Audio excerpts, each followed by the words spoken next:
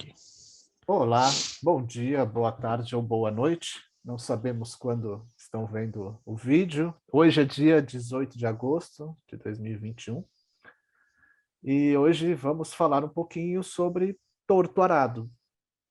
O Jean e eu, na verdade, a gente é um projeto que a gente faz já no sindicato, no Sinesp, que é o Sindicato dos Especialistas de Educação, da Educação Municipal de São Paulo. Há 4 anos, a gente tem um clube de leitura, a gente faz mediação desse clube de leitura, e de alguns livros, de vez em quando a gente acha que é importante fazer um vídeo e divulgar, além dos filiados, dos associados do sindicato. E esse é um deles, né? Então, vamos falar um pouquinho de Torto Arado hoje, uma parte mais formal ali sobre Torto Arado, né? Então, vamos lá, Gia, vamos para o livro direto? Vamos conversar Vamos lá. sobre isso hoje? Vamos lá, Marcos. Bom, boa tarde também, para quem eventualmente nos veja. Eu vou já de começo aqui compartilhar uns slides para a gente dar início. Vamos lá. Você me dá um toque aí, Marcos, depois se está tudo bem visualizando. Aqui não, já saiu na ordem errada. Tudo Tá certinho. aparecendo aí para você? Tá Então, certinho. beleza. Então, a gente vai falar um pouquinho desse livro, né, que está aí bastante sendo falado por todo mundo, não só na internet, mas né, em universidades, enfim, diversos espaços acadêmicos e não acadêmicos, que é o Torto Arado, do Itamar Vieira Júnior. E aqui de cara eu trago a capa da edição brasileira, né, da editora, acho que é Todavia, né, Marcos? Eu não me lembro agora o nome, acho que é a Isso editora mesmo, Todavia, todavia. que é a capa ali à direita, né, e a capa da edição portuguesa. O livro foi lançado primeiro em Portugal, em 2018, pela editora Leia, e depois em 2019 lançado aqui no Brasil pela editora Todavia. Então, essas duas belas capas, e uma curiosidade sobre a capa da edição brasileira, que ela é baseada nessa fotografia. É o trabalho aí de um fotógrafo italiano chamado Giovanni Marozzini, que fez uma série de fotos pela África, e essa daí, então, de 2010 em Camarões, né, nos vilarejos ali camaroneses, na aldeia Ban, e depois, então, a foto sofreu ali, né, um trabalho artístico de uma ilustradora e artista brasileira chamada Linoca Souza, que fez um trabalho belíssimo, né, como vocês podem ver, é o trabalho sobre a fotografia, né, substituindo ali as armas pela espada de São Jorge, né, não deixa de ser uma arma espiritual, né, e, claro, inclusive, bastante relação com essa dimensão místico-religiosa que atravessa o livro do Itamar Vieira Júnior.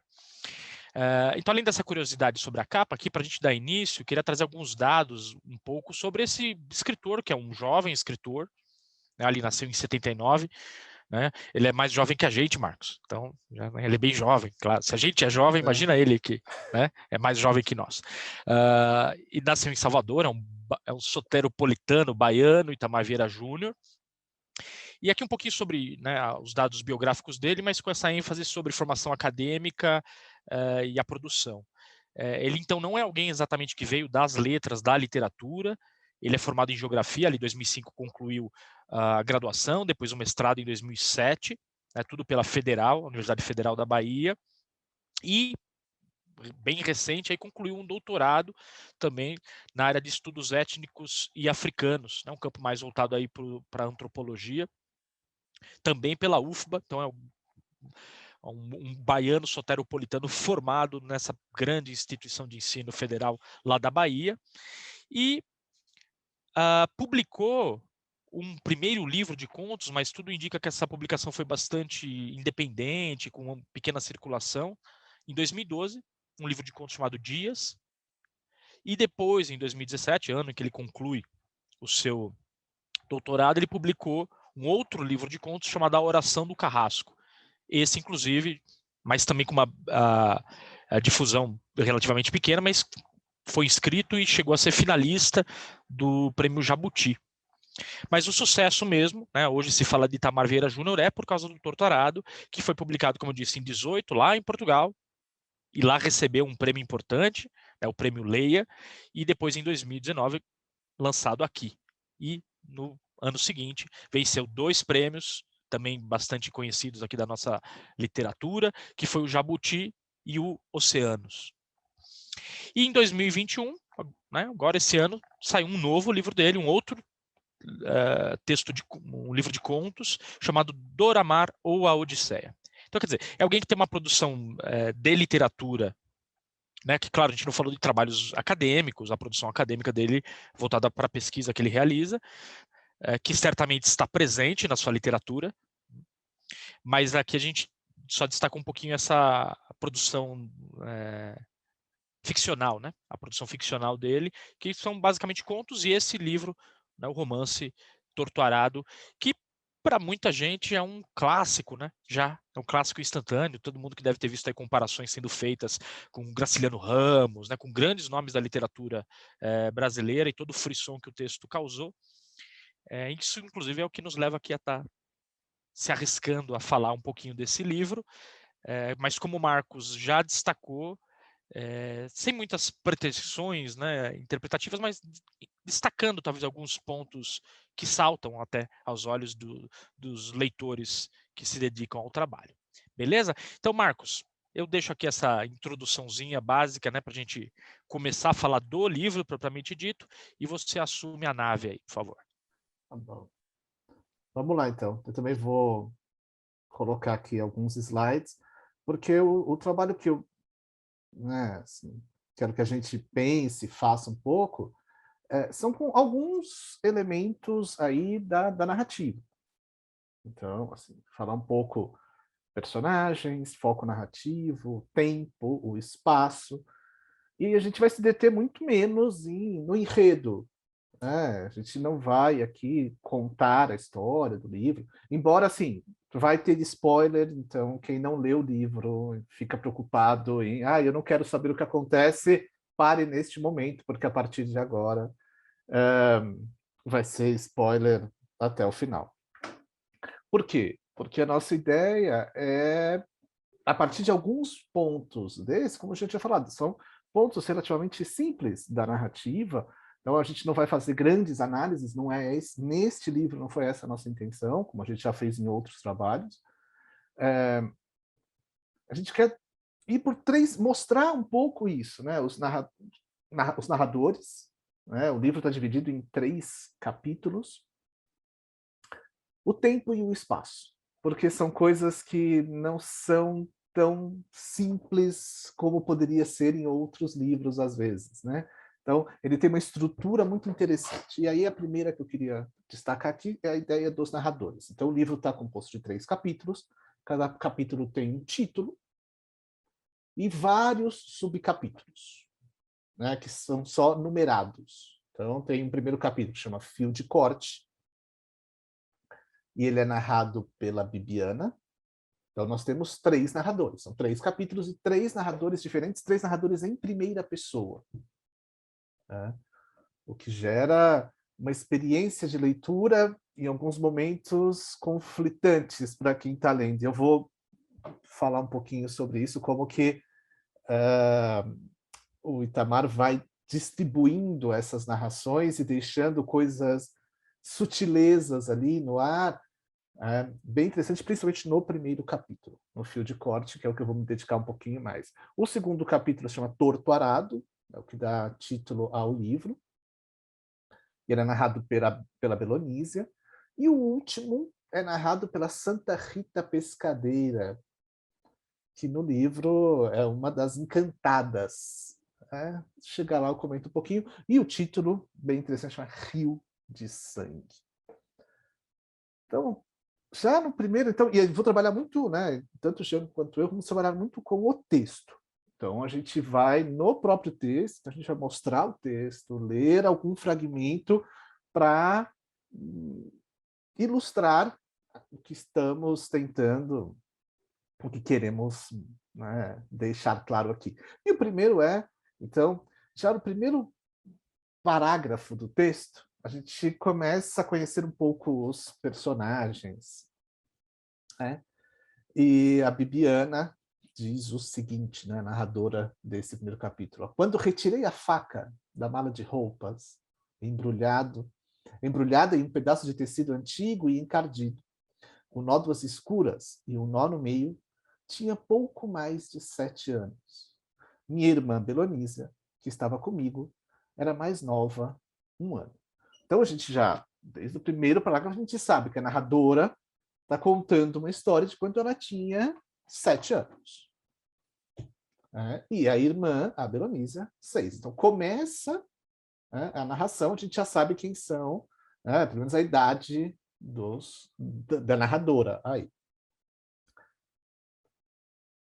E só uma explicação, né? Aqui todos têm o número de página, o número de página aqui é da edição do Kindle, né? do livro. Então, ó, Belonísia também retirou a faca da boca, mas levou a mão até ela como se quisesse segurar algo. Seus lábios ficaram tingidos de vermelho. Não sabia se tinha sido a emoção de sentir a prata ou se, assim como eu, tinha se ferido. Porque dela também escorria sangue. Tentei engolir o que podia. Minha irmã também esfregava rápido a mão na boca, com os olhos marejados e apertados, tentando afastar a dor. Esse primeiro capítulo, né, esse é o capítulo 1 da primeira parte, né? Então a primeira parte, o capítulo 1, tem essa primeira, e as duas irmãs, então, mexendo com essa faca, né? E se ferindo gravemente com a faca. Porque uma das duas perde a língua, perde uma parte da língua. A outra se fere gravemente, mas uma perde a língua. E aí eu estou falando todo o tempo, uma perde a língua, porque nesse primeiro capítulo a gente não sabe quem perdeu a língua. Porque a narradora em nenhum momento explicita eu perdi ou minha irmã perdeu. Então, a construção narrativa é com ambiguidades. É isso que eu queria mostrar um pouquinho, como que o autor faz para levar essas ambiguidades, né? Então, ele, em determinado momento, diz ali, ó, nossos pais se tornaram da roça e encontraram minha avó desorientada, com nossas cabeças mergulhadas numa tina de água, gritando, ela perdeu a língua, ela cortou a língua. Então, mesmo nesse momento, a gente tem a avó, depois o Tiago vai falar um pouquinho de cada um dos personagens, um pouquinho mais. Então, essa avó, que era dona da faca, está ali tentando cuidar das duas e ela já deixa. Ela perdeu, ela cortou. Só que a gente não sabe quem é o ela. Qual é o referente desse ela? Qual dos elas aí é a Belonísia e qual a Bibiana? E ele faz esse jogo durante o primeiro capítulo inteiro. Mas ficava difícil saber quem tinha perdido a língua. Os olhos de Belonísia estavam vermelhos de tanto choro. Os meus eu não conseguia sequer sentir. E minha mãe perguntava perplexa o que tinha acontecido, o que havia acontecido, com o que brincávamos. Mas nossas respostas eram longos gemidos, difíceis de interpretar. Somente uma das filhas teria a fala e a deglutição prejudicada, mas o silêncio passaria a ser nosso mais preeminente estado a partir desse evento. Somente uma das filhas. Ela. Ficava difícil saber quem tinha perdido a língua. Então, esse jogo, essas ambiguidades que o Itamar faz toda a primeira parte do livro, que vai deixando... Às vezes você fala, foi fulana. Aí no próximo parágrafo você fala, não foi. E quem está lendo vai pensando, será que eu perdi alguma coisa? Será que me escapou algo? E não escapou, você não se perdeu. Só que demora para perceber isso, né? Na verdade, ele vai deixando essas marcas de ambiguidade o tempo inteiro. Ó, uma havia amputado a língua, a outra tinha tido um corte profundo, mas estava longe de perder. Uma. Qual delas? Nos primeiros meses, após perder a língua, fomos tomadas de um sentimento de união que estava embotado com aquele passado de brigas e disputas infantis. Eram duas irmãs, né, da mesma idade, praticamente, brigavam bastante.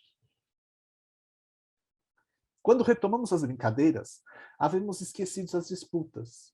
Agora, uma teria de falar pela outra. Uma seria a voz da outra.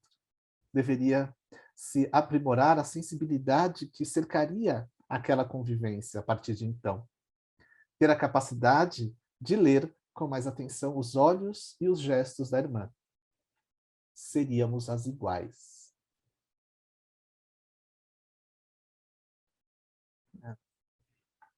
Depois, um pouquinho mais à frente, ele ainda... foi assim que me tornei parte de Belonísia, da mesma forma que ela se tornou parte de mim. Foi assim que crescemos, aprendemos a roçar, observamos as rezas de nossos pais, cuidamos dos irmãos mais novos. Foi assim que vimos os anos passarem e nos sentimos quase siamesas ao dividir o mesmo órgão para produzir os sons que manifestavam o que precisávamos ser. Corri para casa para buscar ajuda, sufocada pelo que havia visto. Encontrei Beronice agachada no mesmo pé de buriti de onde eu havia colhido os frutos. Ela juntava os que não pude carregar. No caminho para o rio, quando viu o pavor no meu rosto, uma de nós levaria a notícia para casa. A outra não. Então, o tempo inteiro é esse jogo ambíguo de quem é que perdeu a língua. Quem não está falando? Quem fala por quem? Aqui é no momento que elas percebem, viram a avó morta e tem que levar para casa a notícia da morte da avó. Né? Severo superou aos poucos a timidez. Severo primo que chega distante, superou aos poucos a timidez e passou a se comunicar de forma incessante conosco. No início, a que era a voz duplicada, a que falava pelas duas, cuidou, sem perceber, de instruir o primo de como poderia ser fácil entender os sinais que havíamos elaborado, sem o recurso de uma escola para nos comunicarmos. Quiçá o primo nos compreendesse melhor que os nossos pais. Então, de novo, né, a voz duplicada, a que falava pelas duas, quem era? Quem era essa? Isso, no primeiro capítulo é um dos mais longos. Anos depois do acidente que emudeceu uma de suas filhas, meu pai, incentivado por Sutério, havia convidado o irmão da minha mãe para residir em Água Negra, né? Que emudeceu uma de suas filhas. Vi seus olhos surpresos com a descoberta e não fui capaz de comunicar nada sobre o que estava fazendo. Nem ela. Porque aí nessa hora você fala assim, então agora eu descobri quem é. Aí ela vai e termina, ele põe um ponto e fala, nem ela. Você fala, caramba, agora que eu achei que eu tinha descoberto quem era que tinha perdido a língua, vem nem ela. Então nenhuma das duas conseguiu comunicar, né? E a gente só descobre quem perdeu a língua no último parágrafo desse primeiro capítulo. Então aí fica claro o que aconteceu e qual das duas, né? Então a narradora, né, Bibiana diz, dentre as coisas que levava, e talvez a que mais me machucava, era a minha língua. A irmã está saindo, casou, né, com o primo e não chegou a casar, né, mas ela sai da fazenda com o primo, então deixa ela sozinha. Então nesse momento a gente descobre que quem estava narrando era que estava sem a língua. Era a língua ferida que havia expressado em sons durante os últimos anos as palavras que Belonísia evitava dizer por vergonha dos ruídos estranhos que haviam substituído sua voz. Era a língua que havia retirado de certa forma do butismo que se impôs com o medo de rejeição e da zombaria das outras crianças, e que por inúmeras vezes a havia libertado da prisão, que pode ser o silêncio. E aqui termina o primeiro capítulo. E aí começa o segundo capítulo. E aí a gente descobre na primeira linha do segundo capítulo, né, que quem está narrando é outro personagem. Então muda completamente, né, o narrador. Esse aqui é o comecinho do segundo capítulo, que é o capítulo que chama Torto Arado.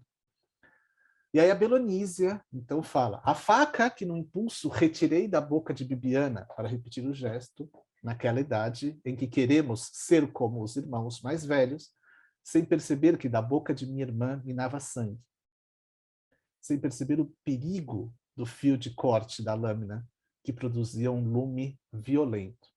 O lume que deceparia minha língua. Então, quem perde a língua é a Belonísia. Marcos, Oi? deu uma travadinha aí na tua conexão. Achei que você tinha caído, já ia assumir aqui o narrador. Ó, já ia... que Mas, seja assim, hein? Se acontecer, vamos lá. Voltou? Mas deu para ouvir essa última parte aí? Que o narrador, então, dessa segunda parte é a Belonísia. E foi a Belonísia que perdeu a língua, né? Então,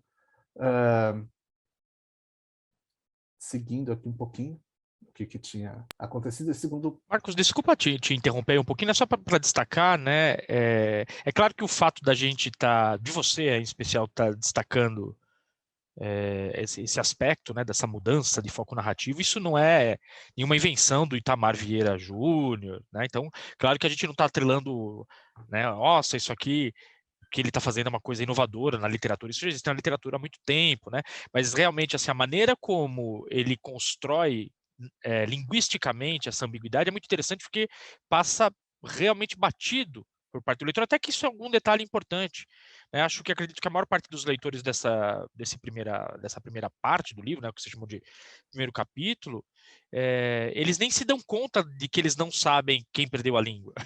Porque, claro, não está no centro da história, não é uma história de mistério quem perdeu a língua. Não é disso que se trata, né? Mas não deixa de ser interessante a surpresa que isso causa, primeiro, quando na segunda parte a gente tem essa mudança de narrador, e além disso, você tem uma espécie de revelação ali no primeiro parágrafo, que fala: nossa, agora que talvez tenha caído minha ficha de que quem perdeu a língua é essa e não aquela, porque nunca esteve claro em nenhum momento, porque, obviamente, o Exatamente. autor criou toda essa ambiguidade. E que era justamente essa, ou seja, toda essa minha primeira parte, tentando mostrar o texto, era justamente isso. Porque quem está lendo, às vezes, assim, a primeira vez que eu li de uma vez só, praticamente, o livro. E você tem alguma certeza, você fala: foi fulana que perdeu a língua. E aí, quando você chega, se a fulana que você acha se concretiza no segundo capítulo, você nem percebeu que era. Agora, se você o tempo inteiro achava que quem tinha perdido a língua era a Bibiana, e quando você chega no segundo, você fala: foi a Belonísia, você fala: opa, peraí. O que aconteceu? Onde eu me perdi? Então, claro, não é nenhuma inovação total dele, era isso que você está falando, ou seja, não é o primeiro da literatura que faz isso, não é. Mas a forma foi muito interessante para a construção narrativa do livro. Gerar essas brincadeiras com o leitor. E isso para não contar, né, talvez a dimensão um pouco de a perda da língua dessas mulheres negras dos rincões do país, né? Claro. Ou seja, a impossibilidade de falar e ser ouvida, enfim, que acho que também isso tem a ver bastante, né, com o que está sendo contado para nós. Onde elas estão, né? O que elas fazem, como é, ou seja, porque elas só são o retrato de milhares de mulheres negras silenciadas, né? Nessa fazenda e em tantas outras. Aqui só é fisicamente, né? E não metaforicamente. Então, toda essa primeira parte, eu queria isso, mostrar no próprio texto como que isso ia se dando, né, Jean? Como que essas ambiguidades que o Itamar foi gerando levam o leitor a ter dúvidas. Fala: não, pera. E aí, quando você tem uma certeza, ele põe um ponto e fala: nem ela. Fala: caramba, olha aí, agora que eu tinha certeza que era a fulana que tinha perdido, pode ser que não seja. Né? Então, é uma brincadeira que ele vai fazendo com o leitor. Né? De alguma forma linguística aí. Né? A Bibiana saiu de casa, como a gente viu lá no final, né, daquele primeiro capítulo, e ela volta tempos depois. Aqui já é a irmã falando um pouco de como foi essa volta dela. E ela fala assim, né, ó, quando Bibiana já morava novamente entre nós, passei a ler tudo o que visse em suas mãos ou nas de Severo. E aqui é importante uma coisa, né, porque você fica pensando, espera aí, a narradora, então, nesse segundo capítulo, ela é muda, ela não fala nunca e ela é analfabeta. Então, como que ela contou essa história? Não teria muito, às vezes, poderia perder uma certa veracidade da possibilidade de enunciar-se. Então, a narradora fala, eu fui estudar. Eu devia ter estudado mais, mas aprendi a ler, aprendi a escrever. Então, gera uma certa verossimilhança, para que não ficasse... Como que um narrador pode ser mudo e ser analfabeto e estar narrando uma história? Claro, teria várias outras formas de narrá-la, mas alguém poderia falar assim, ah, que coisa estranha. Então, tem momentos que ele fala sobre essa questão da leitura e da escrita, e da importância da leitura e da escrita, para poder contar sua própria história. Não destaquei esses dois pontos aqui por isso, para mostrar que, embora não tenha a possibilidade da fala e aparentemente não era analfabeta, não. Ela foi estudar e o livro é dividido em 3 capítulos, né? 3 partes, ele não dá o nome de capítulos, eu que estava falando, mas pode ser partes, e aí cada um. Quando chega no terceiro, é incrível quem é o narrador. Você fala, não, pera, né? Porque é um romance que em vários, assim, você tem um espaço importante e um fundo importante religioso.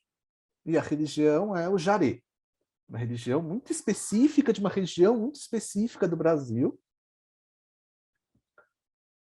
e que tem vários encantados que assumem o corpo, né? Então, talvez em outras religiões, se a gente pudesse, ele incorporou, né? E aí, o terceiro capítulo é narrado por uma dessas entidades, né? Por uma dessas encantadas, que é a Santa Rita Pescadeira. E o capítulo se chama Rio de Sangue. Né? O último capítulo termina com uma morte, e esse sangue escorrendo gera um rio de sangue. Então, a narradora aqui, também uma mulher negra, mas aí com todas as possibilidades de um narrador não concreto, não real, que pode voar, que pode estar em vários lugares. Então, em muitos momentos, eu vou até destacar aqui em alguns, parece uma narração em terceira pessoa. Mas, claro, só é possível essa narração em terceira pessoa neste capítulo porque essa narradora não tem um corpo físico. E ela não vive um momento específico. Ela viveu ao longo dos anos. Assim, a gente não sabe exatamente quantos, mas quando ela Os vai séculos, contando... né? Ou séculos, eu ia falar dos 200 anos, pelo menos a gente sabe que ela viveu.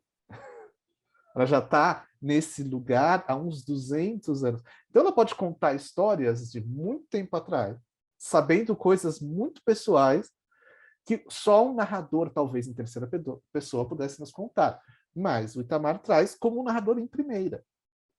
E começa assim, ó, meu cavalo morreu e não tenho mais montaria para caminhar como devo. Cavalo, então, seria o corpo humano no qual essa entidade entra, no qual a encantada assume a possibilidade de concretude, né? De alguma forma, esse espiritual ganhando certa concretude no cavalo. Então, caminhar como devo, da forma que o encantado deve se apresentar entre os homens, como deve aparecer para esse mundo. E um pouquinho adiante ela fala, não, quando amanheceu, havia muitas nuvens e o céu era um algodoal espesso e morno. Vagava acima da terra, que a gente vai vendo que ela voa, que ela pode ver tudo, né? Então, ganha a possibilidade de narrar da forma como narra. Acima da terra, entre o milharal, acima do rio, sem que fosse possível ver o meu reflexo no espelho d'água. Então, não tem um corpo, né? Ela voa, mas ela não tem nem reflexo. Né? E vários momentos desse último capítulo assim de um realismo mágico, né? Tem umas pitadas, a ideia do rio de sangue. O rio era sangue e lágrima. Abertura do caudaloso e lento, com uma corrente de lama avançando pelas casas e chamando o povo para se unir ou fugir da fazenda. Nos momentos de forte emoção, meu horizonte se embota, transbordo para os lados, não consigo reunir o que me compõe. E claro, a personagem pode fazer isso, porque ela não tem um corpo. Né? Esse narrador pode. Né? E o rio era um rio de sangue e lágrima. Sangue desse povo que sofria, lágrimas dessa gente que chorava. Né? Por isso que eu deixava aqui como essa possibilidade. É uma narração em terceira pessoa? Será que é uma narração em terceira pessoa? Quando você ouve, né, o narrador falando assim, né, ó, os novos proprietários chegaram 1 ano após a morte de Zeca Chapéu Grande. O homem era alto e corpulento, negociou com os herdeiros da família Peixoto e esteve, durante o período de negociação, algumas vezes na fazenda. Então, seria um narrador em terceira pessoa que está vendo coisas de 70 anos atrás, praticamente, contando exatamente o que aconteceu com a chegada de um personagem, como que estava aquela história naquele momento. Né? Ou passou sua fala para respirar, recuperando o fôlego, consumido por suas lembranças. Então, esse sabe até as lembranças de outros personagens. Né? Bem típico de um narrador onisciente, que pode saber o pensamento dos demais personagens. Consumido pela responsabilidade de se apresentar para defender o que restava de dignidade de seu povo. E nessa terceira parte, ou terceiro capítulo, acontece um assassinato. Né? Então, o dono da fazenda,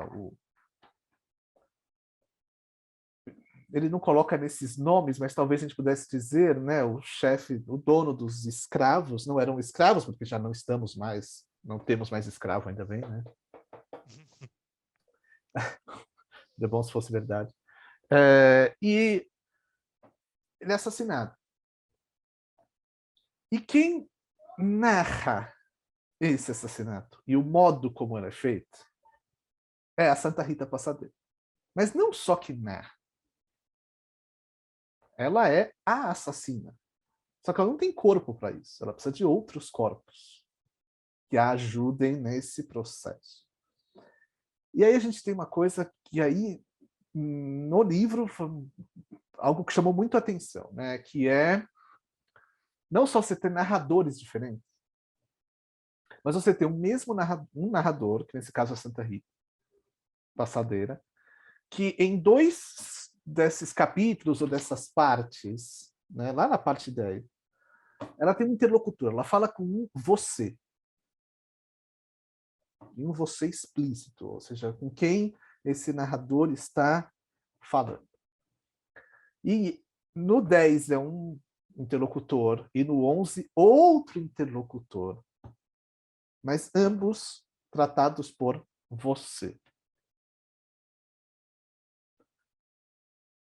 E aí é que vai se construindo esse quebra-cabeça para saber como foi esse assassinato.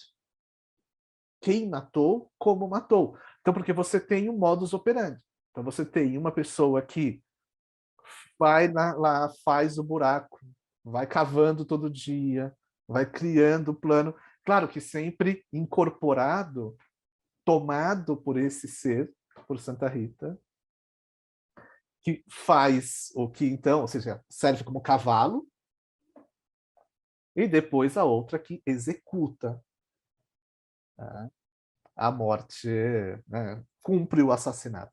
Então, é bem interessante como esses vocês, né, tem um você na parte 10 e um você na parte 11, que são as duas irmãs, as duas narradoras do capítulo 1 e do capítulo 2, a Bibiana e a Belonísia. Né? Então, fundamentais essas partes, né? Então, mas também demora, assim como a gente demorou lá no começo, no primeiro capítulo, para saber quem era que tinha perdido, fica aquele jogo. Aqui o jogo é quem é esse você. Então, na verdade, as estruturas, o que a gente já sabe dos personagens, nos levam a saber o que aconteceu. Tá? Mas numa leitura mais atenta, numa leitura que vai indo, às vezes parece o mesmo você. E um só personagem foi o que executou todo o crime, e não foram dois personagens. Né? Então, no capítulo 10, a Bibiana, e nessa parte, né, na parte 10, a Bibiana, na parte 11 aqui, a Belonísia. Né? Então, durante sua vida, desde o silêncio, você sentiu falta de poder cantar. Mudou da anterior que tinha filha, que dormia com a filha, né? Mas continua com a ideia de que para quem eu estou falando, você sentiu, ela sabe os sentimentos das demais personagens, né? E a mágoa que não permitia perdoar a irmã por inteiro, como nas brincadeiras de infância, que termina o último parágrafo do livro. Os pesadelos recorrentes quando se sentia acuada e perseguida, onde o punhal de Donana era a lâmina que mais uma vez dividia o corpo, o mundo, a terra, e nela fazia correr um rio de sangue. Marcos, Tá? desculpa, esse só para... Esse aí não é o último ainda Tem... do livro, tá? Vai ter um capítulo ainda depois, Isso. É o final tá? desse capítulo, né? Desculpa. É o Sim, final sim, dessa parte 11, né? Uhum. É o final da parte 11. Então, o que eu queria nessa parte era pensar nisso, nesses três personagens, de como está essa narração que gera ambiguidades, de tentar perceber quem são os interlocutores, que, embora com o mesmo você, são diferentes, que vão construindo a narrativa dessa história. Então, uma das partes da narrativa, o foco narrativo, e os narradores, né? As três narradoras aqui. Então, Jean, agora eu vou passar para você pensar um pouquinho aí sobre outros aspectos dessa narrativa. Né? Vamos lá? Legal, Marcos. Acho curioso você falar o crime, né, que foi cometido, do ponto de vista jurídico, ia dar um pano para manga lascado, né? Porque as pessoas fisicamente envolvidas, né? Quem prepara o cenário e quem efetivamente degola o falecido, elas não estão de posse das suas faculdades mentais, porque justamente elas estão servindo de cavalo, né? Então, se tem alguém que poderia ir para um tribunal, eventualmente, é a Santa Rita. Mas como é que a gente põe a Santa Rita pescadeira no Pois é, banco por isso dos que é um réus, né? crime fantástico, né? Perfeito ali. E ainda bem que você avisou o spoiler todo que ia rolar, né? Porque essa realmente é a parte muito intrigante, né? Essa terceira parte do livro, né? Esse terceiro capítulo do Rio de Sangue, é muito legal porque justamente a presença desse narrador universal, né? Que ele consegue ir além das perspectivas subjetivas das duas primeiras partes, né, dos narradores da Bibiana e da Belonísia, ela vai amarrando os fios soltos da história. Coisas que os personagens relatam, mas eles não sabem, claro, o que aconteceu, porque eles não são testemunhas nem diretas e nem, às vezes, ouviram alguma história, mas há vários outros eventos que ganham a sua amarração nessa terceira parte. O que é muito bem feito justamente por conta das peculiaridades desse narrador. Exatamente. Né? Que é um narrador com essa dimensão mágica, né? É muito interessante mesmo. Bom, você falou a parte mais legal, agora vou fazer uma parte bem chata, né? Vamos falar de tempo da narrativa, de espaço dela. Deixa eu voltar aqui para os meus slides. E aí a gente segue. Bom, aqui acho que onde eu tinha parado, né? Apareceu aí para você, Marcos?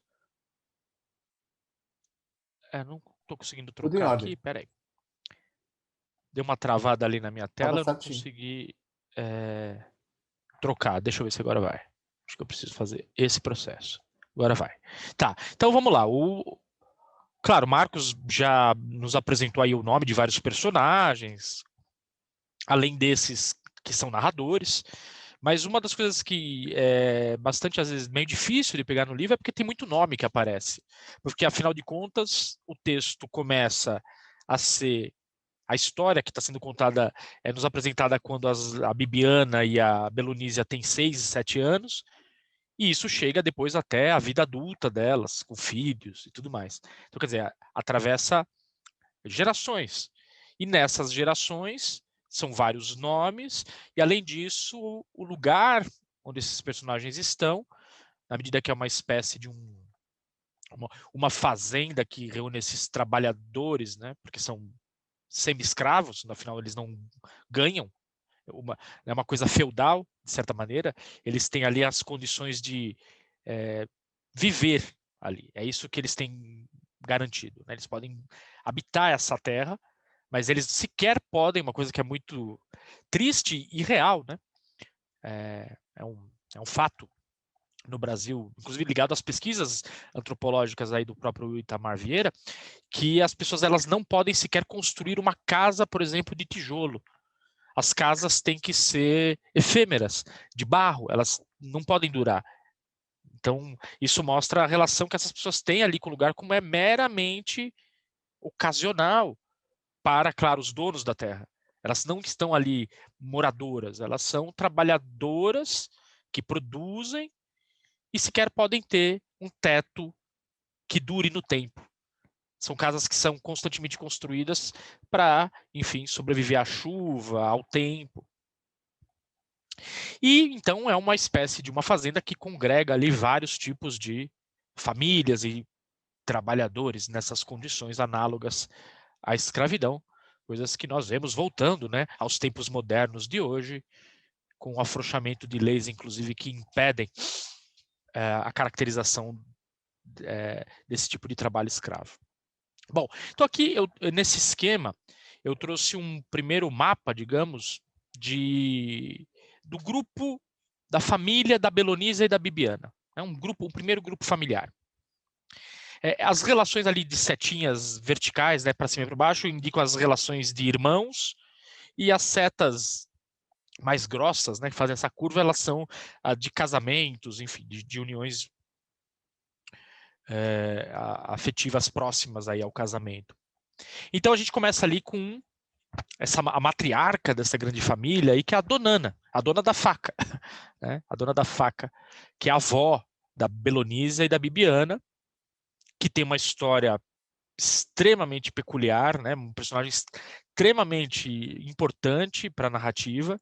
Tanto é que eu acho, né, já comentei isso com o Marcos, quando eu vi que a segunda parte trazia uma outra narradora, já fiquei na expectativa de que a terceira parte fosse um outro narrador, que eu não esperava que fosse uma encantada narrando, né, que acho que ninguém espera, na verdade. Mas, para mim, seria a Donana, alguém, inclusive, com condições de amarrar certas histórias do passado que haviam ficado em aberto a partir do relato das netas. Então é uma personagem bastante importante, muita coisa, a própria faca que está ali presente em toda a obra, e outros acontecimentos importantes envolvendo a filha dela, Carmelita, estão bastante ligados aí ao personagem dela. Então, a Dona Ana, que é essa matriarca, né, que não mora nesse terreno, né, inicialmente, ela é de uma outra região, o terreno é o terreno a fazenda ali é chamada de Água Negra. E a Dona Ana está em um outro lugar provavelmente semelhante nas suas relações trabalhistas, enfim, que é Caxangá. E a Dona Ana, então, se casa com esse José Alcino, que é o pai do Zeca Chapéu Grande, pai de Bibiana e Belonísia, também chamado José Alcino da Silva. Bom, então ali a gente tem a Carmelita, né, a esposa, a irmã do Zeca Chapéu Grande, que tem uma história bastante nebulosa. Esse spoiler a gente deixa, né, de lado, não vamos fazer, mas tem uma história envolvendo a Dona Ana, sua mãe, porque a Carmelita de início já é apresentada para nós como uma personagem que está desaparecida, sumiu, ninguém tem notícias dela. E depois a gente vê que relação isso tem com a Dona Ana, com a faca e com tudo mais. E aí o Zeca Chapéu é casado então com a Salustiana, outra mulher forte. Aliás, isso é uma tônica do livro, e me parece bastante capturado pela escolha da capa que a gente viu, né? Aquelas duas mulheres negras com as suas espadas de São Jorge, que remetem à imagem lá da Vila Camaronesa. São todas personagens muito lutadoras, guerreiras e fortes. E a Salu é uma dessas mulheres, né, a Salustiana Nicolau.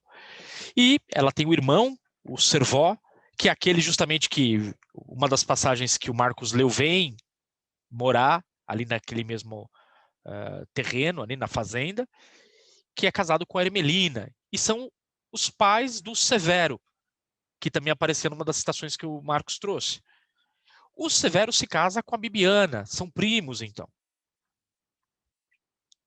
E além da Belonísia e da Bibiana, o núcleo ali dos filhos da Salu com Zeca Chapéu Grande, tem também o Zezé e a Domingas.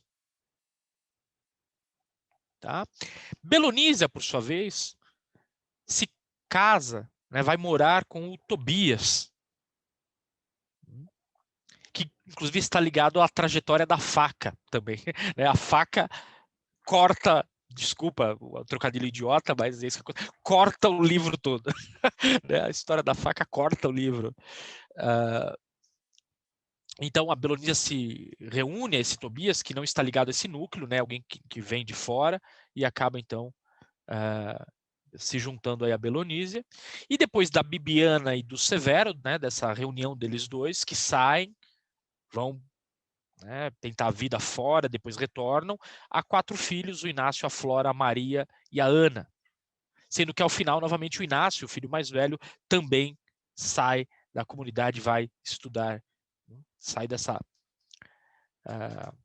região da Água Grande. Então, esse aqui seria esse primeiro núcleo familiar. Tá? São vários nomes que vão aparecendo, a gente vai falando, nossa, mas quem é quem é parente de quem?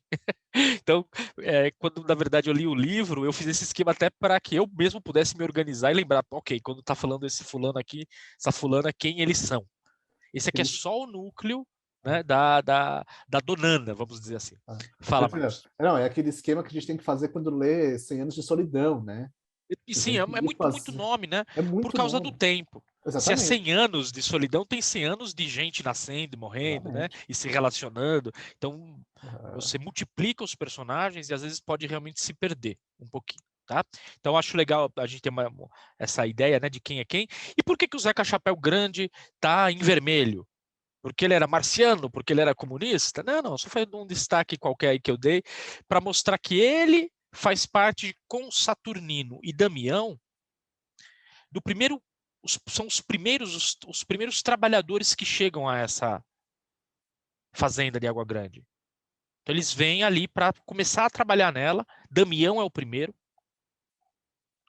E depois, então, o Zeca Chapéu Grande e o Saturnino. Então eles são, de certa maneira, os fundadores de toda essa comunidade. O Saturnino, por sua vez, tem 2 filhas gêmeas, a Crispiniana e a Crispina. E a Crispina ali, então, também se casa com o Isidoro, né? Tem essa relação com ele.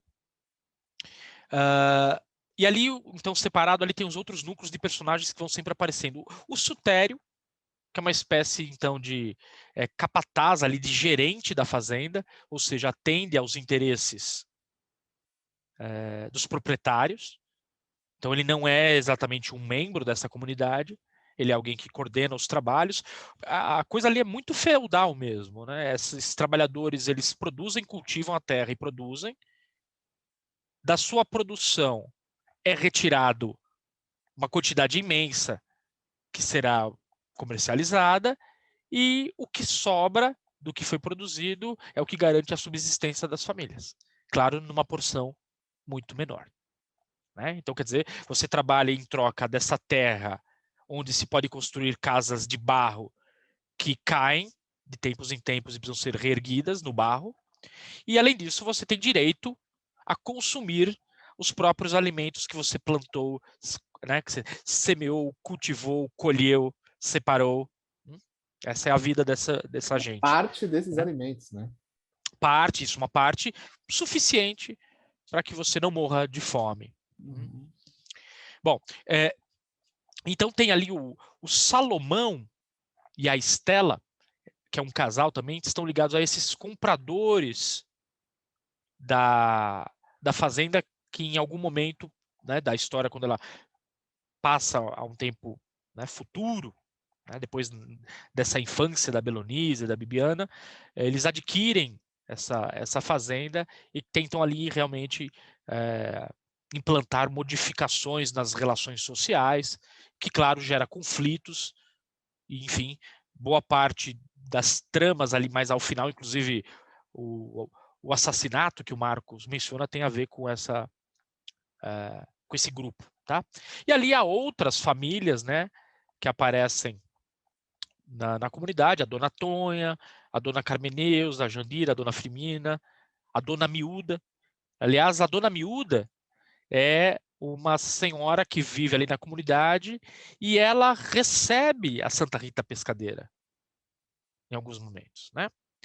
O Zeca Chapéu Grande, diga-se de passagem, é uma espécie de, né, o pai da Bibiana e da Belonísia, marido da Salu, ele é uma espécie de uma figura de liderança comunitária, porque ele incorpora os encantados e conduz ali os rituais do Jaré na região. Então ele é visto como uma espécie de curandeiro, guia espiritual, líder. Tá? É uma figura de bastante importância. E a dona Miúda recebe essa entidade. Que, aliás, a gente não vai entrar nesse detalhe, né, Marcos? Mas é muito interessante porque é uma entidade que, de certa maneira, está triste com o seu próprio desaparecimento. Porque Ela tem ninguém uma mais angústia. canta, né? Ninguém mais Ninguém mais canta os exato. contos dela. E ela só Exato, pode ninguém mais a descer. chama. Exatamente. Exato. Ela descia na Dona Miúda, mas a Dona Miúda já é centenária ali e morre, né? Ah, E a Santa Rita não creem nela. Então, na medida em que ela não é cantada, né, ela não creem nela, ela desaparece. E ela está bastante preocupada com a sua própria condição enquanto ah. entidade. Enfim, não vou entrar nisso, mas é fantástico, tá? E aí tem um outro grupo bastante interessante da Maria Cabocla e o seu marido Aparecido, né? E aí envolve inclusive questões de violência doméstica, uma temática que aparece também no livro e tal, que tem um filho que é o Tião, né? E ali é um outro grupo familiar também presente. E a família Peixoto, que são os antigos proprietários da fazenda, ligados ali então às forças oligárquicas da região. Aí há alguns nomes ali que aparecem, outro, mas é a família Peixoto, geralmente quando no texto ela aparece é assim. Tá? Então eu acredito que a gente, de certa maneira, talvez um ou outro nome não apareça aqui, que aparece mencionado uma vez, mas os personagens nomeados que interagem são esses desse mapa, desses dois mapas, né? O núcleo familiar da Donana, que vem para Água Grande, e as outras famílias que estão por ali, os pioneiros ali, Saturnino Damião e Zeca Chapéu Grande. Tá? Bom, e agora passando a dois aspectos bastante simples em qualquer texto literário, narrativo, que são as dimensões do espaço e do tempo da narrativa, né? Onde ocorre, onde acontece e quando acontece. Algo que a gente muitas vezes abre um texto e dizem, em 1980, parece ser já ali, ninguém tem que se preocupar com isso. Mas uma coisa que é bastante interessante aqui no livro do Itamar é que nenhuma dessas informações nos é apresentada. O que certamente tem a ver com né, quero crer, pelo menos, né, não sei se é certamente, mas quero crer que é assim, com a dimensão quase que atemporal do que se apresenta ali. É como se o Itamar nos dissesse, olha, na verdade não é tão importante o quanto é, porque isso é uma coisa de sempre. Né? Não nos importa onde é, porque isso é uma coisa de muitos lugares. Então, a não especificação, a não singularização do espaço e do tempo narrativo tem a ver com justamente uma ideia de que, de certa maneira, isso é universalizado. Me parece que é um pouco assim. No entanto, mas é claro, é uma história com ares de verossimilhança, então ela está acontecendo em algum lugar, ela está acontecendo em algum tempo, mas nunca isso é dito explicitamente. Então, a partir daí, a partir de algumas pistas que o texto deixa, eu fui tentando encontrar, né, onde ocorre, quando ocorre. Então, aqui uma citaçãozinha, eu estou separando ali a minha edição, também trabalhei com uma edição digital, que não tinha paginação.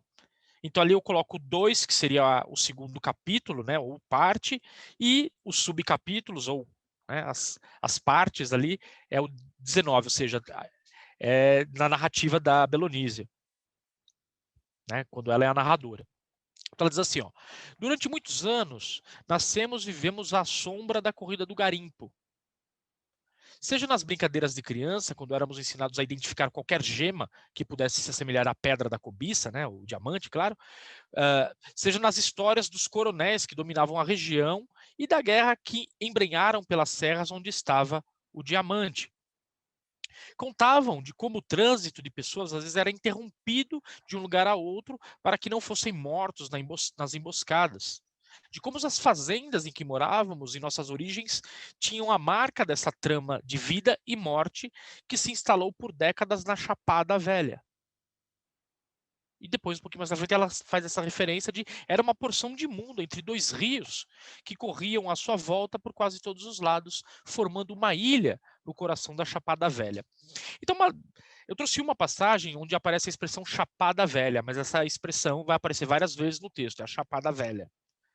E aqui, claro, estamos falando, né, a história, em nenhum momento falar é na Bahia, né? Há alusões às Minas Gerais justamente para refazer esse contexto histórico, né, da busca por minérios preciosos e tudo mais, e menciona-se Minas Gerais pelo nome mais de uma vez, mas aqui, ao se referir à Chapada Velha, se trata da Chapada Diamantina, tá? Na Bahia. Diga-se de passagem, inclusive a própria pesquisa antropológica do Itamar Vieira Júnior, que a gente viu ali, o trabalho dele de doutorado, tem a ver justamente com as manifestações culturais, religiosas, o próprio Jaré, que é bastante singular nessa região, com a Chapada Diamantina. Então, esse é um primeiro recorte que a gente vai fazer geográfico da história. Ela se passa na Bahia, ela se passa no entorno da Chapada Velha, da Chapada Diamantina. E uma outra referência geográfica que aparece diversas vezes no texto tem a ver com a presença de dois rios, que já foi mencionado aqui na parte anterior, né?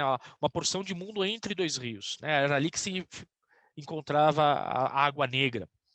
E aqui a gente descobre por essa passagem, né, que se trata de dois rios, o Tinga e Santo Antônio. Então leio rapidamente aqui a passagem só para a gente não perder a letra do texto, que é tão boa. Né? Não sei dizer, aqui também está no capítulo narrado pela Belonísia, só que agora no seu capítulo 20, né, na sua parte 20. São pequenas, né, subcapítulos dentro desses capítulos maiores, como o Marcos já disse. Não sei dizer quando chegaram as notícias sobre água. A Belonísia está contando a chegada do pai à região, né, de como, né, a sua família migrou para lá. Deve ter sido entre um cigarro de palha e outro, entre a erva colhida no campo e a reza para mal-olhado e quebranto, entre janelas e cavalos que levantavam a terra seca de Caxangá. Lembrando que Caxangá era a localidade lá de onde vinha a Donana. Né? A Donana e o José Alcino antes de o José Alcino filho, né? O da Silva, o Chapéu Grande, chegar à Água Negra. Anunciaram que existia uma fazenda onde corriam rios de água escura. Daí a própria ideia da água negra. Né? Não sei quando se disse que havia abundância de peixe, se cultivava arroz e havia fartura de deidê, buriti e um grande espelho da água onde os rios Utinga e Santo Antônio se encontravam. Deixa ali o resto, né, para a gente poder adiantar aqui, a gente não cansar demais quem escuta a gente, né, Marcos? Então vamos. Né? Mas aqui o que importa, as referências são essas, vejam. Em nenhum momento é a Bahia, a cidade tal, é a velha Chapada e esses dois rios. E aí o Jean, que não tem o que fazer, vai procurar os rios. E eu convido os nossos espectadores a fazerem o mesmo. Vocês vão ver que difícil que é achar esses rios, porque eles não são rios tipo o Amazonas, né? São Francisco. Eles são pequenos rios.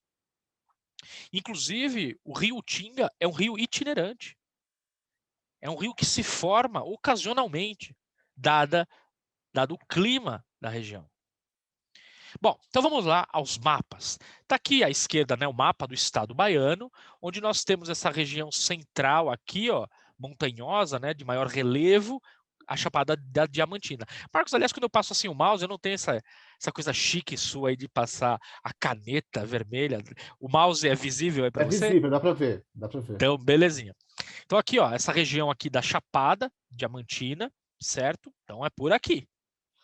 Aí quando a gente vê um mapa mais próximo, né, dessa região da Chapada, então Chapada Diamantina, Aqui, ó, vejam que os rios não aparecem, né? O Utinga, o Santo Antônio, aparece o Rio Paraguaçu, o de Contas, o Jacuípe, porque realmente são rios, né, de menor relevância aqui nessa bacia hidrográfica. E a gente precisa ir para um mapa hidrográfico para descobrir onde são esses lugares. Então aqui a gente tem uma espécie de mapa mais aproximado da bacia hidrográfica em torno da Chapada Diamantina, tá? Aquele rio Paraguaçu que era visível naquele mapa maior, né? Olhem ele aqui, ó, esse sim um rio grande da região. Isso para nos ajudar a localizar, né? O texto não menciona ele, né? Mas olha onde ele está aqui nesse mapa bastante ampliado, então. O rio Paraguaçu aqui embaixo, certo?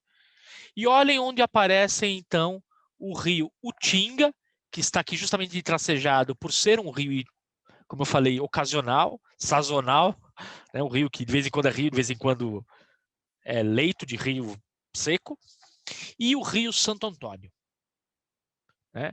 Ou seja, a nossa história, põe um alfinete na tela, porque a nossa história se passa aqui, ó, nessa região do encontro do rio Tinga com o rio Santo Antônio, então muito provavelmente próximo ao município de Lençóis. É isso. E claro, é falta do que fazer, porque isso obviamente não impacta em nada a nossa narrativa, a compreensão dela, mas vale a pena, porque eu acho que o mais interessante do que localizar onde é exatamente que ocorre essa história é justamente ter atenção por o fato do Itamar não nos dizer onde é exatamente, é porque aqui em Lençóis ou em outro município, para cá ou para lá da Chapada Diamantina, não importa, porque é assim que as coisas são. Essa situação de vida, essa condição análoga à escravidão, ela se faz presente em muitos lugares do nosso país. Então, se talvez se apresentasse, olha, ocorre aqui, né, a especificação dessa localidade poderia parecer, nossa, que único que é, né, o que ocorre. E exatamente não é isso que parece que o Itamar quer nos mostrar. Esse é um Brasil que ele apresenta no livro, que é um Brasil presente ainda, né, herdeiro do passado e que está por perto. Não é algo inventado, não é algo ficcional, não é algo que foi superado. Bom, e chegando agora então à ideia da temporalidade, né? O lugar agora a gente já sabe mais ou menos onde é, né? Ali o encontro desses dois rios que são referidos várias vezes ao longo da obra.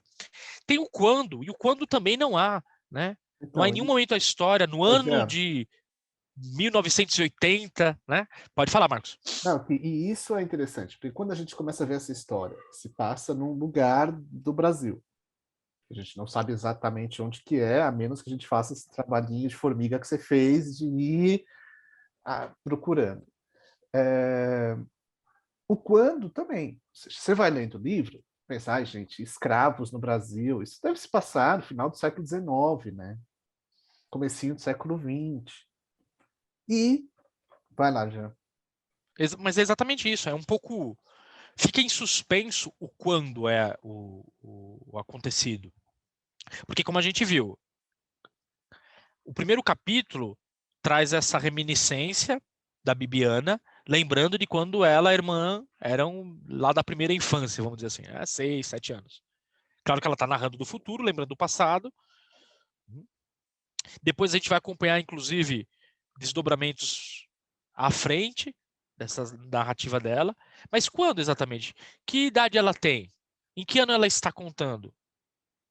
De quando é que elas tinham 6 ou 7 anos? Elas tinham 6 ou 7 anos em 1900, em 1920, em 1930?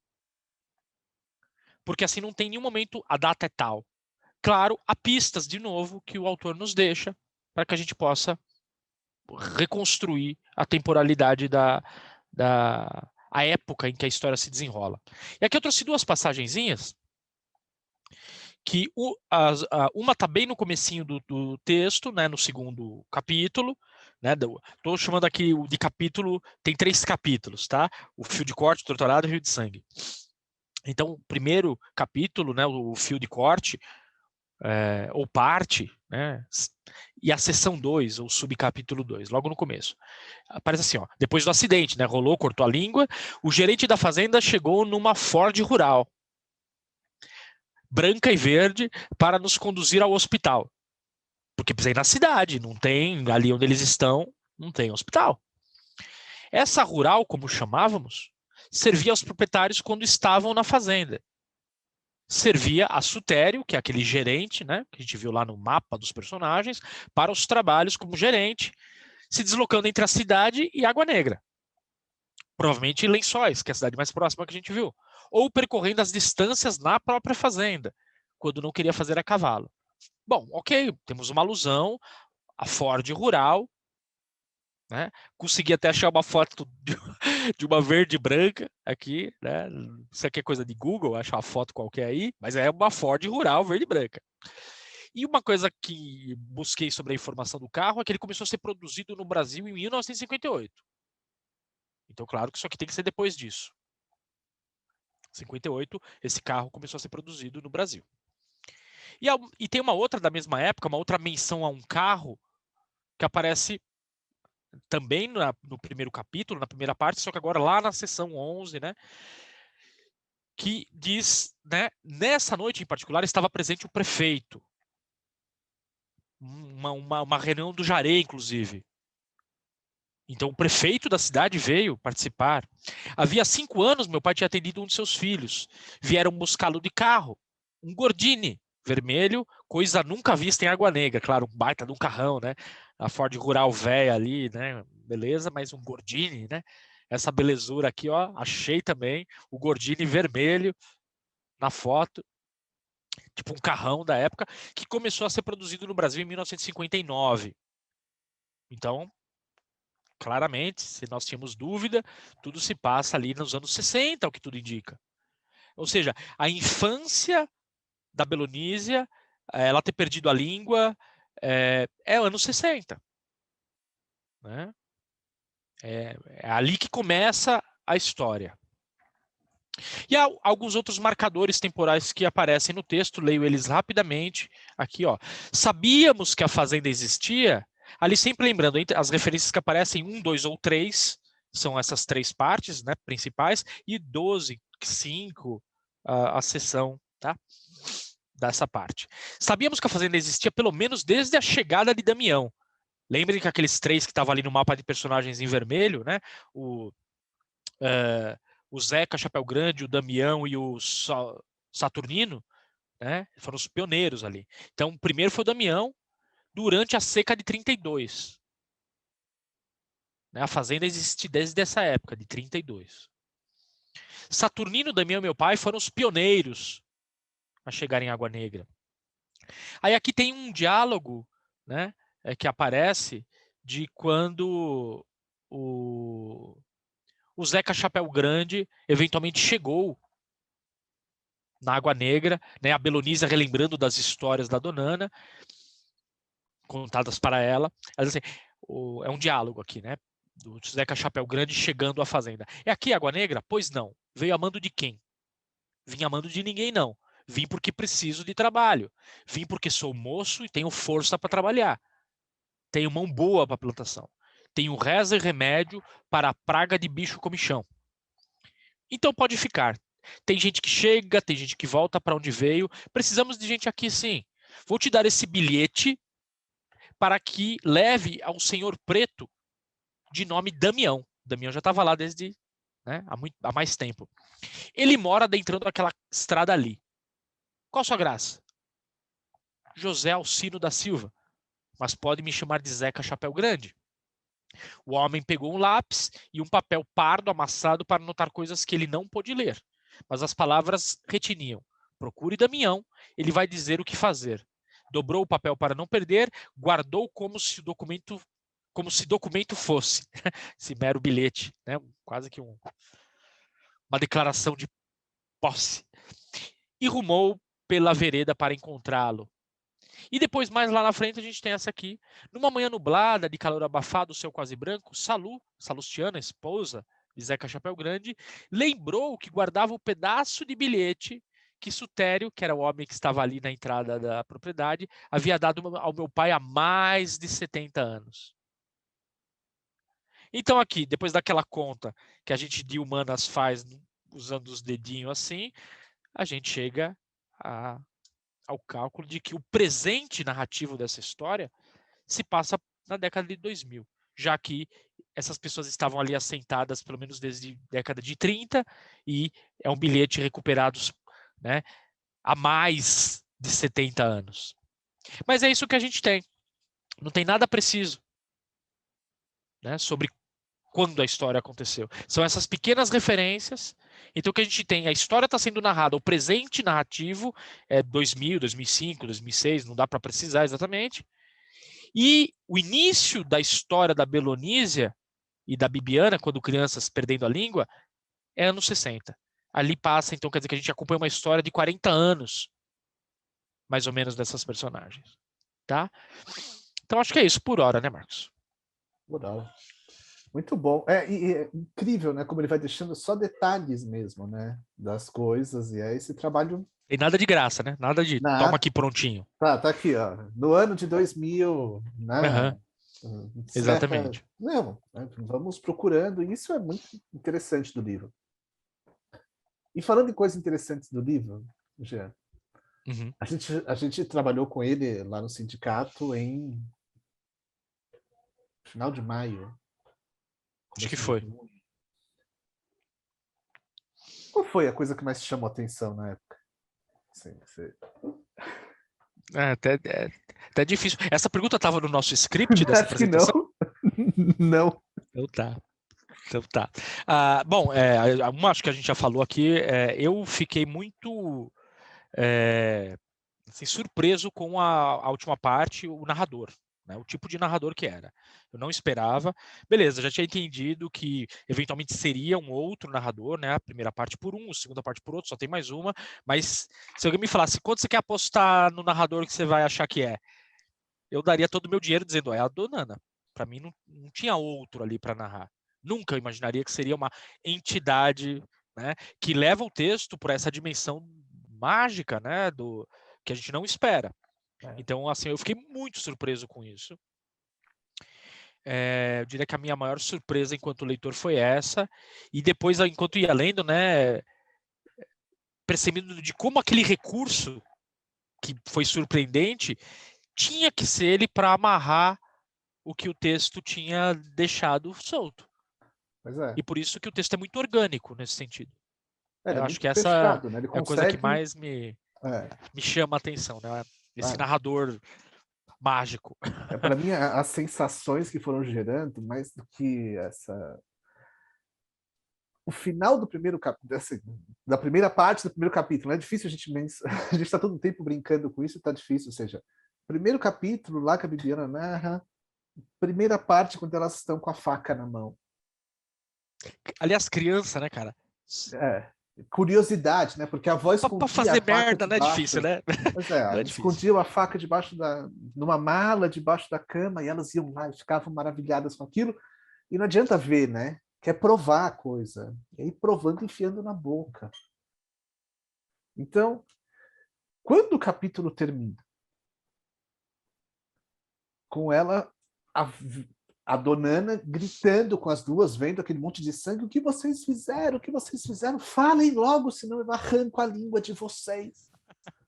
E aí ela, né, e aí a narradora fala, mal sabia ela que estava na minha mão.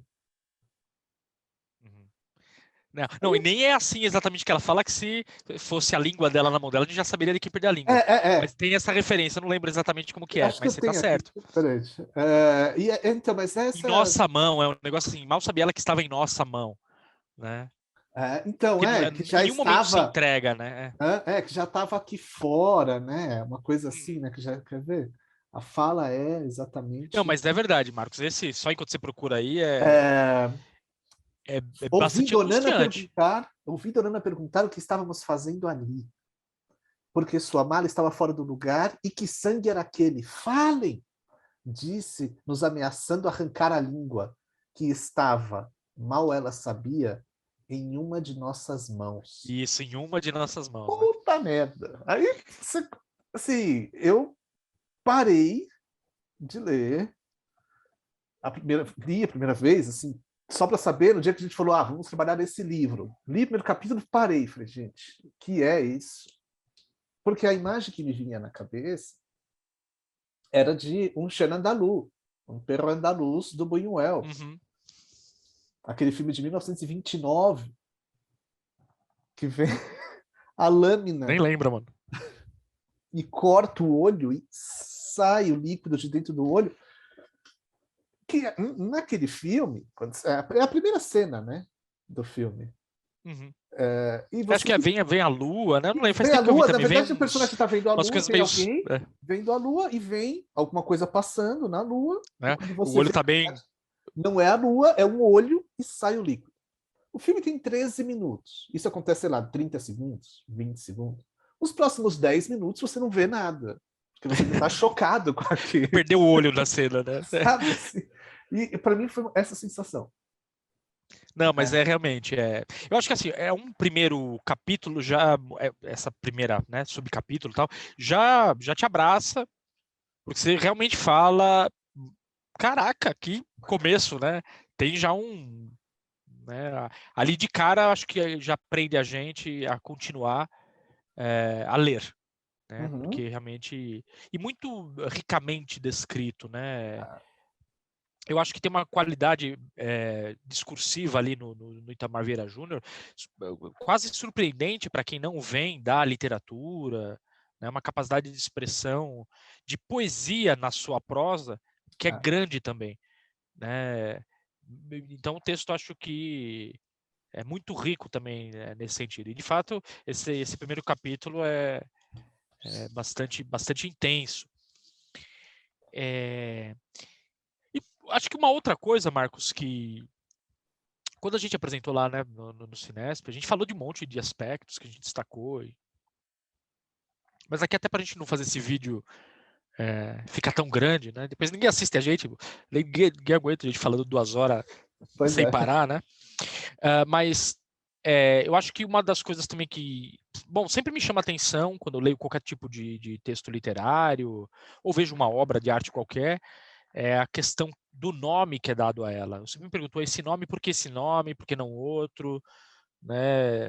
Me parece que há uma decisão ali que é bastante interessante de alguém que nomeia, né? Vou chamar isso assim. Uhum. E a gente sabe que tem um capítulo que se chama Torturado, né? Uma das narrativas, a da Belonísia, né? Um dos chama Torturado.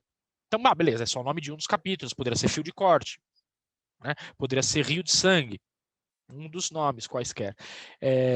Então, eu quero, não sei se você quer ainda fazer algum destaque final, mas eu gostaria de, para a gente finalizar, talvez,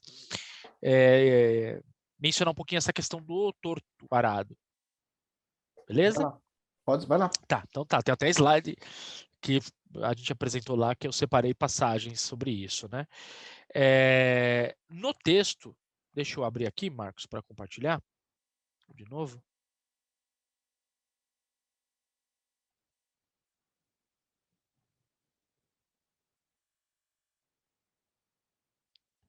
A ideia do torto arado, aqui tem mais outro slide sobre questões do tempo, né? Mas, enfim.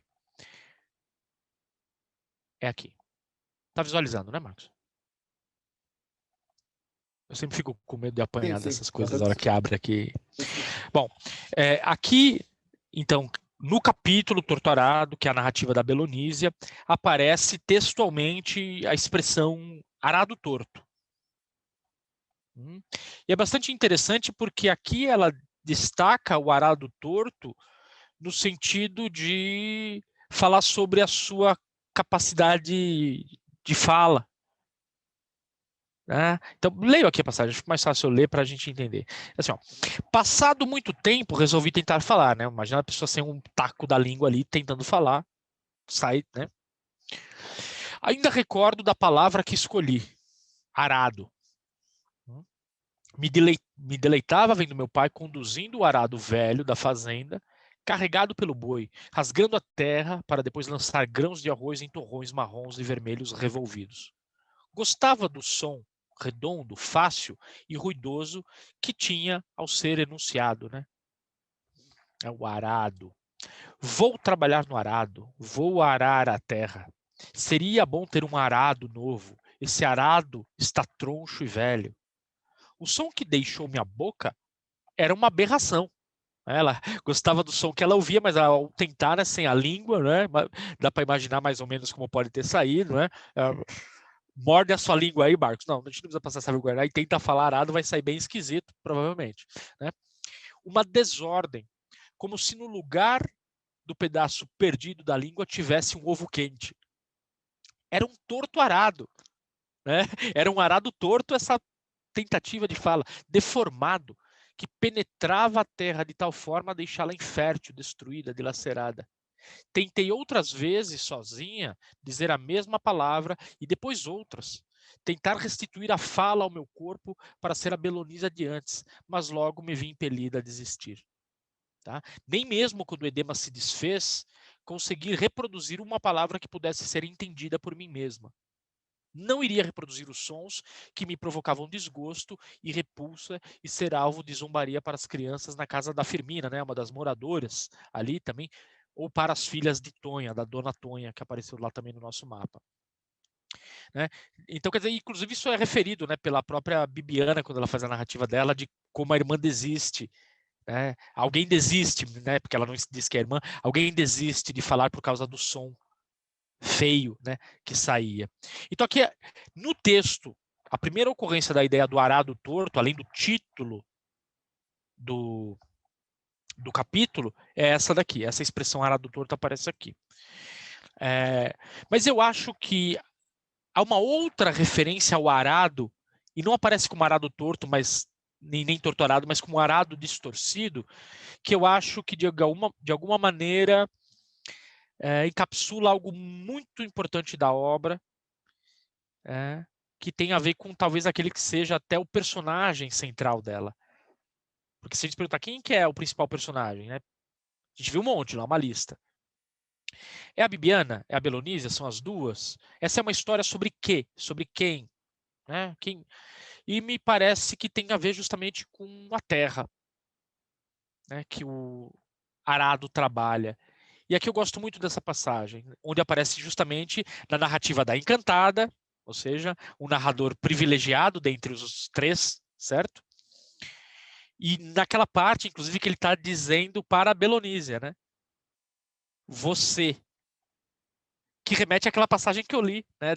Dela falando que ela lembrava do pai. Ela diz assim, a Santa Rita Pescadeira, então, se referindo na interlocução para a Belonísia, né? Você recorda seu pai arrastando o arado antigo de ferro retorcido.